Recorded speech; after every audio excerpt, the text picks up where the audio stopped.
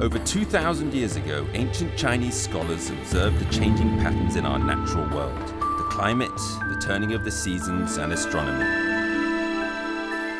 The scholars measured and divided the sun's annual movements into 24 equal parts, creating the 24 solar terms, which were used to govern agriculture in ancient China. Even to this day, this invention still guides the lives and traditions of hundreds of millions of Chinese people. Around the 8th of October, the 17th solar term, the cold dew arrives. The temperature has now cooled down noticeably, and the weather is unpredictable. The Chongyang Festival is one of the traditional festivals for Chinese people to respect the old. People climbed the hills and the mountains and prayed for continued blessings.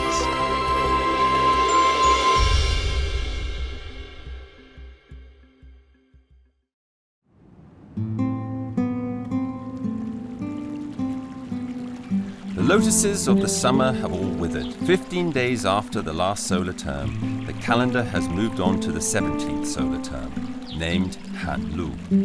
It refers to the cold dew as it condenses and almost becomes frost.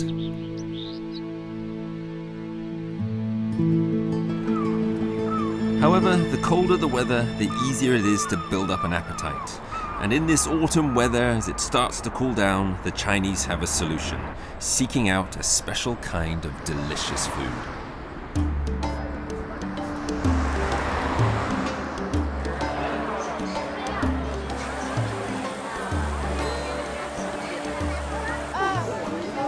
Shanghai's Chenghuang Temple is packed with people. People come from all over, drawn to Shanghai's local delicacies. These snacks are world famous. The Hanlu solar term is all about unmissable flavors. But if you're not around for these few days of feasting, you'll have to wait an entire year to get the chance again.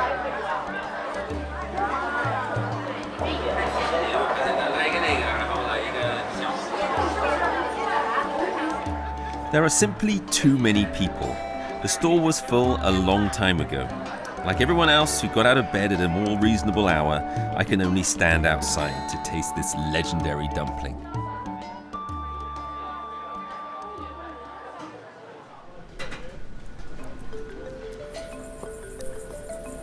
Soup-filled, finely wrapped dumplings have a long history in China. The dough wrappings are first lightly fermented and then wrapped with the fillings.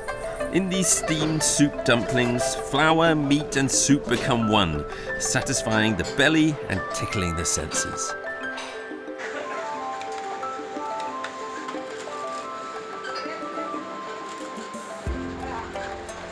Crab soup dumplings are the highest form of the art. The crab roe and meat are selected from the most expensive crabs in the market, mixed with pork, fish, and shrimp, and wrapped in a thin and strong flour wrappings. When steamed, they become crab soup dumplings, with a rich soup and the delicate yet complex flavor of crab meat.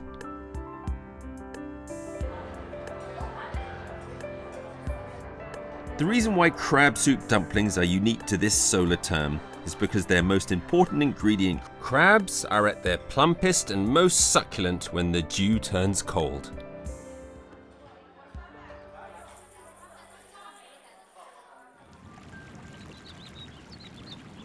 Less than an hour's drive from Shanghai is the renowned freshwater Yangcheng Lake. For Chinese food lovers, this place is holy. The creatures that live in here are a cut above those found in any other lake. Hairy crabs are caught once a year during the cold dew solar term. It is a hugely famous annual event.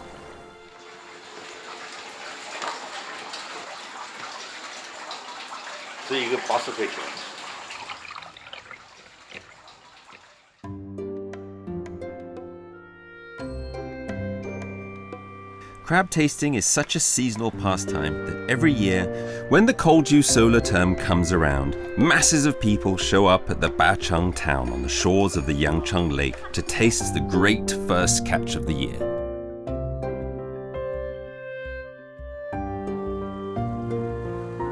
In the Bacheng town, many people depend on the hairy crab for a living. Zhu Zhi and his father are crab breeders and run a crab farm resort.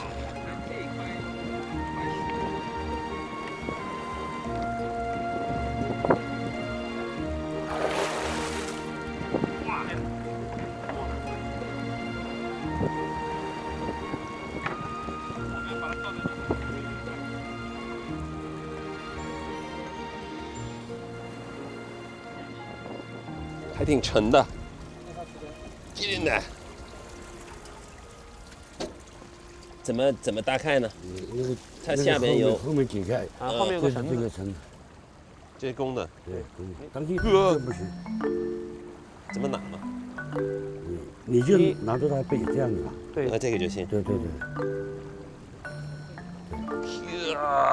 这是公的还是母的？公的公蟹，这是只要公的是尖的，母的是圆的。公的毛就很多嘛，你看。对，母的毛就很少嘛，咬下也会放一点点啊。母蟹呢，它是咬住不放，就是特别疼。公蟹呢，咬的呢松一下就没多大问题了。Be nice, young lady. OK， 母的，它的肚子是确实不一样的，肚子一定要是白色。你喂它吃什么？鱼，还有什么玉米、南瓜啊，螺丝都喂的啊。这些东西也不好养。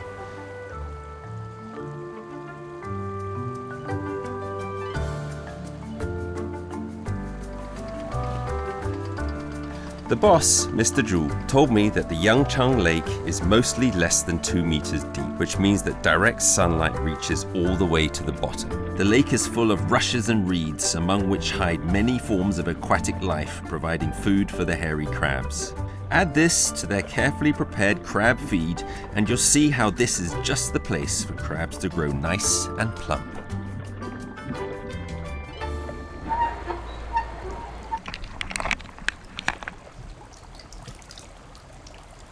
If you take the Zhu family, the cold dew solar term is clearly their busiest time of the year. You can cook crab in so many ways, but a light touch best reflects their freshness and elegant flavor. Satisfying a customer's appetite is ultimately key to the success of a restaurant.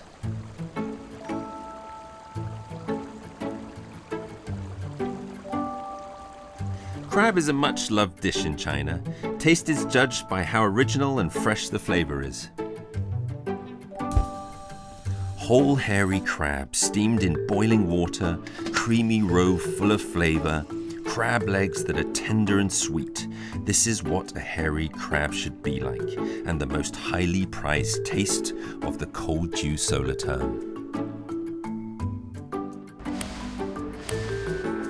But not every crab is perfect, and for those that are too small or might have lost a claw, what can be done?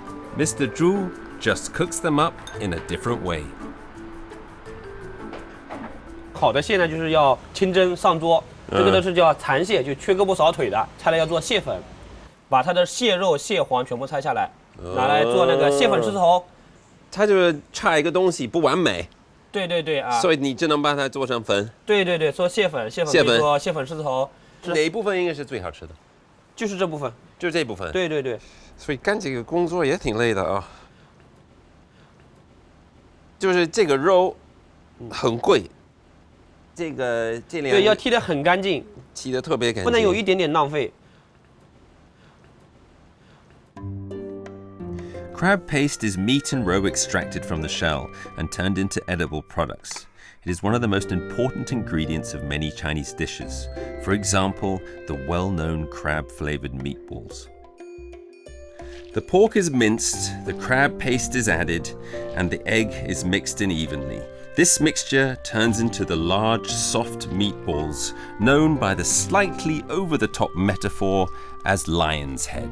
They're super tasty, but try cramming one of these into your mouth hole.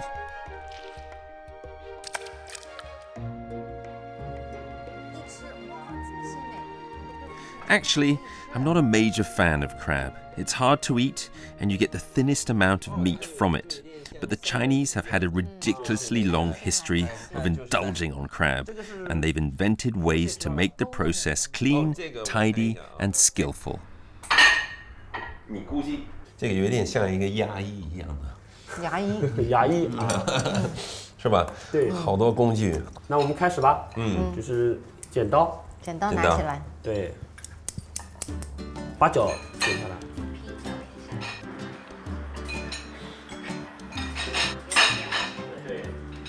第二步，现在我们把这个放在底托上，然后拿锤子轻轻的敲，把它就是壳敲松一点。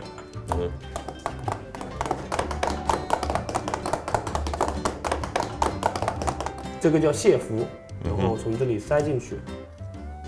哇，也是。掰开。对。再把上面的鳃给去掉。为什么要用这么多工具呢？它每一个角角落落它都有肉啊。不用工具的话吃不干净，大户人家才会用那么多工具，有钱有闲。是。吃着螃蟹，听着昆曲，真的人生美事。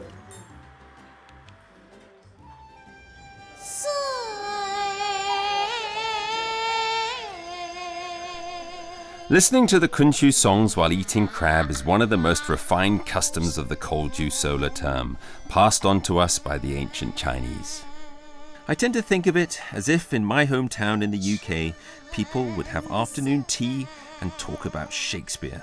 It's such a refined, high culture sort of pastime, but it seems the Chinese are even more particular, adding to the elegant custom a fairly unchangeable natural event, the shift from autumn to winter.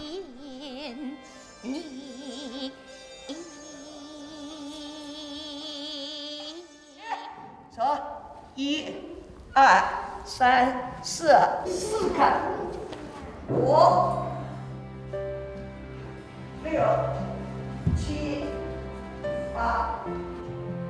Gu Weiying is a professional Kunshan master, and she's quite famous in China. Although she's been residing in Beijing for a long time now, she actually comes from Bacheng town. And for the Kolju solar term every year, she comes back to her hometown to perform. 其实我小时候也有这样的一个想法，看到舞台上那美的那种感觉啊，还有他们的那个服装啊，我就好向往。我就遐想说哪一天我也站在这个舞台上，然后呢，我也穿着这些美丽的衣服，哎呦，我也在表演着，就是像做梦一样，就好喜欢那样的一种感觉。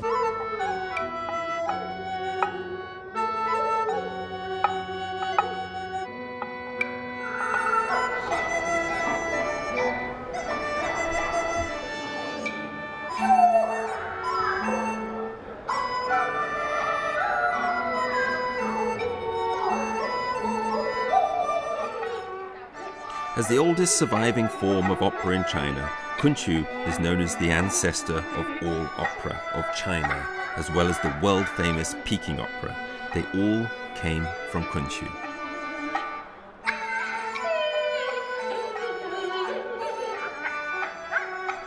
Intense preparations are underway for the show.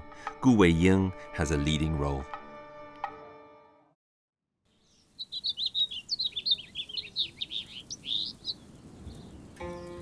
The venue of this year's performance is Yushan Shengjing in the Bacheng town. Legend has it that this was one of Bacheng town's most coveted private gardens.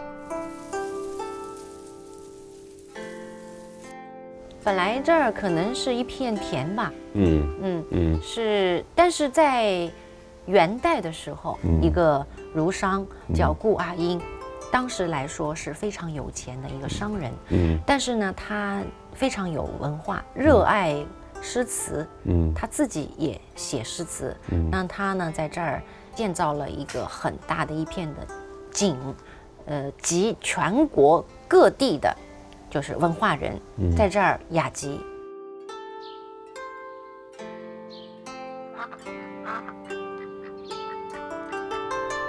This is a typical Suzhou-style garden, buildings surrounded by a landscaped nature.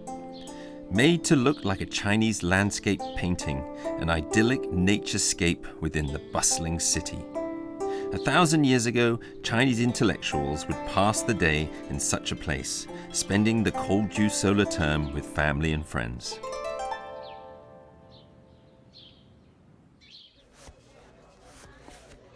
The singing will begin very soon. Pre-show preparations are very complicated. It takes nearly 2 hours to get ready, but finally Gu Weiying is about to come on stage. 舞台上有很多的手的指法，比如说兰花指用的是最多的，就是中指和那个大拇指往中间掐，中指和大拇指，对，然后圈起来，就这么简单，就这么简单。来，1、2、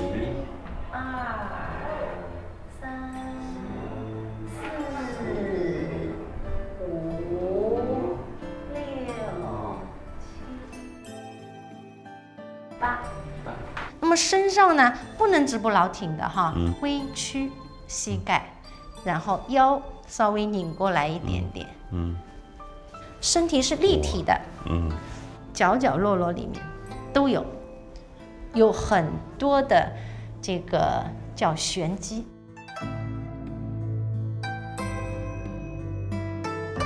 10年台下功，台上1分钟。昆曲是需要功夫的，一伸手，一迈步，就知道你有多少年功力了。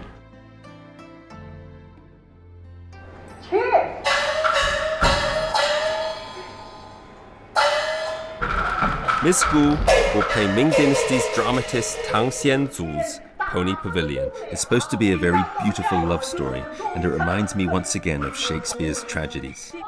Written far, far away, but in roughly the same literary period, the two dramatists even died in the same year.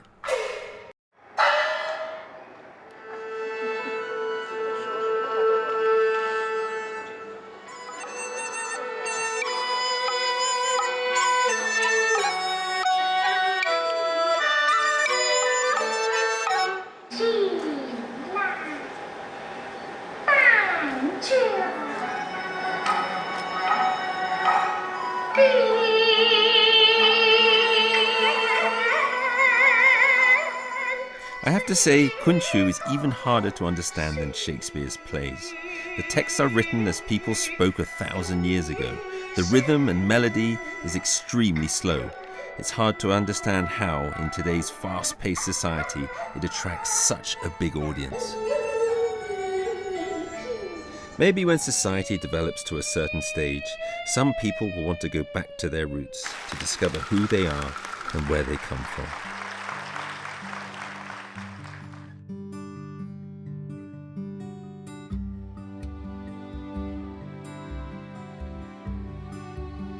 Cold dew may not be the most beautiful solar term in terms of nature, but it may well be one that is tied most closely to an overload of sensory experiences. And I was surprised to discover connections between China and the United Kingdom in terms of traditional culture. Whether derived by accident or coincidence, I think traditional culture is a common good, transcending the boundaries between nations and eras, able to outlive us all.